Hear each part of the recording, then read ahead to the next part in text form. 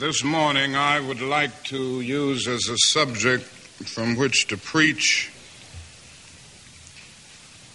the drum major instinct. The drum major instinct. An instinct. It's a kind of drum major instinct. A desire to be out front.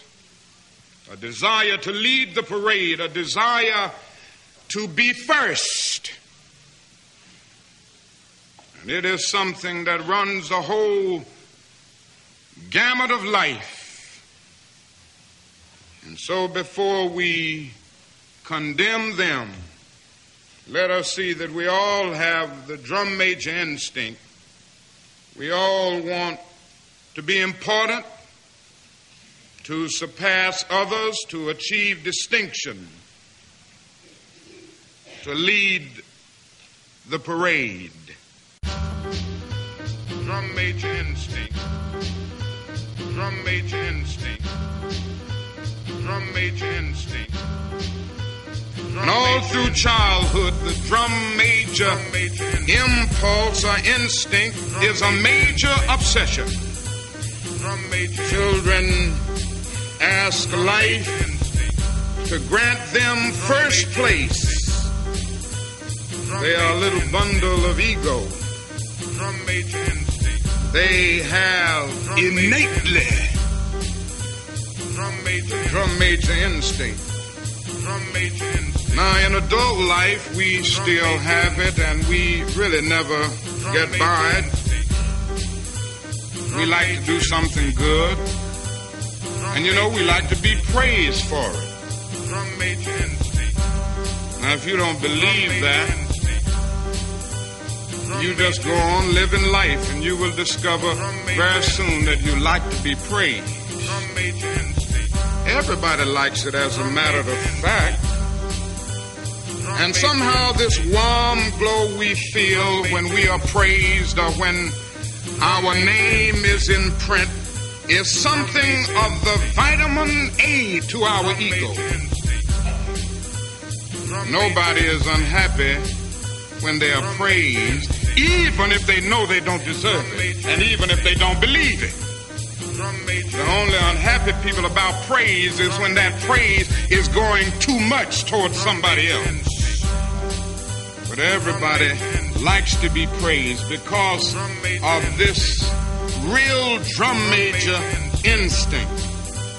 Do you know that a lot of the race problem grows out of the drum major instinct?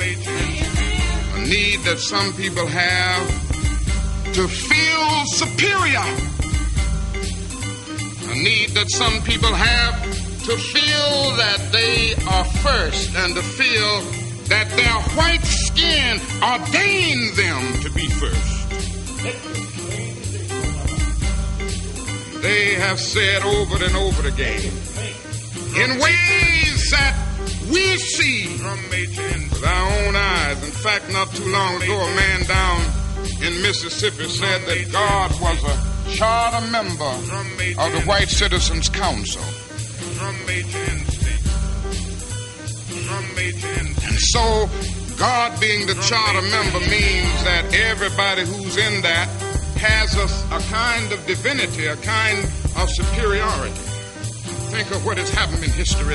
As a result, this perverted use of the drum major instinct led to the most tragic prejudice, the most tragic expressions of man's inhumanity to man. And not only does this thing go into the racial struggle, it goes into the struggle between nations. And I would submit to you this morning that what is wrong in the world today is that the nations of the world are engaged in a bitter, colossal contest for supremacy. Some doesn't happen to stop this trend. I'm sorely afraid that we won't be here to talk about Jesus Christ and about God and about brotherhood too many more years. Somebody doesn't bring an end to this suicidal thrust that we see in the world today. none of us are going to be around. Because somebody's going to make the mistake through our senseless blunderings of dropping a nuclear bomb somewhere, and then another one is going to drop. And don't let anybody fool you. This can happen within a matter of seconds. They have 20 megaton bombs in Russia right now that can destroy a city as big as New York in 3 seconds with everybody wiped away in every building. And we can do the same thing to Russia and China.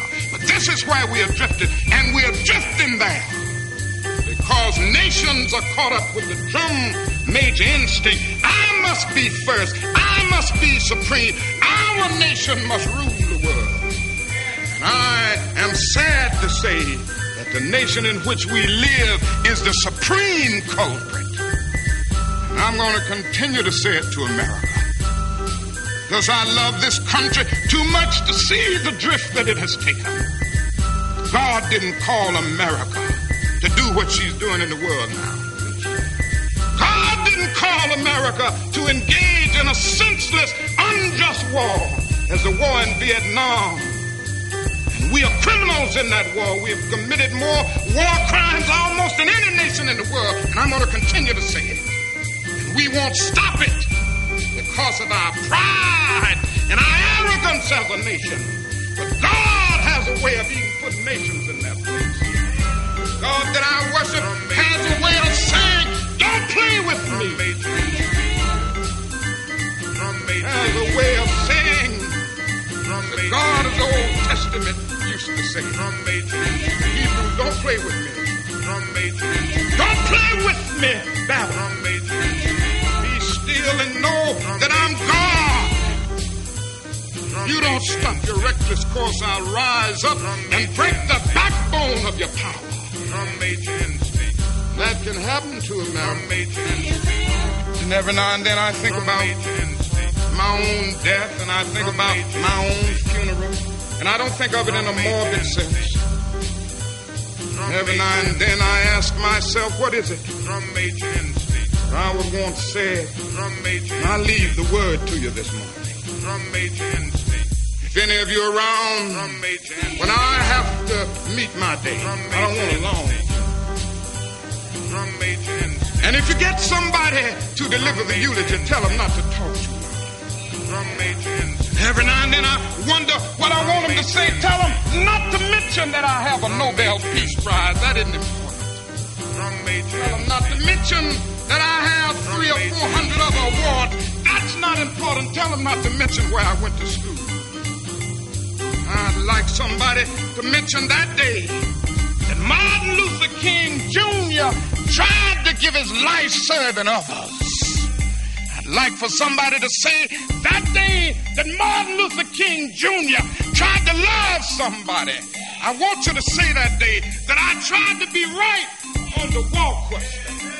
I want you to be able to say that day that I did try to feed the hungry. I want you to be able to say that day that I did try in my life to clothe those who were naked. I want you to say on that day that I did try in my life to visit those who were in prison. I want you to say that I tried to love and serve humanity. Yes, if you want to say that I was a drum major, say that I was a drum major for justice. Say that I was a drum major for peace. I was a drum major for righteousness. And all of the other shallow things will not matter.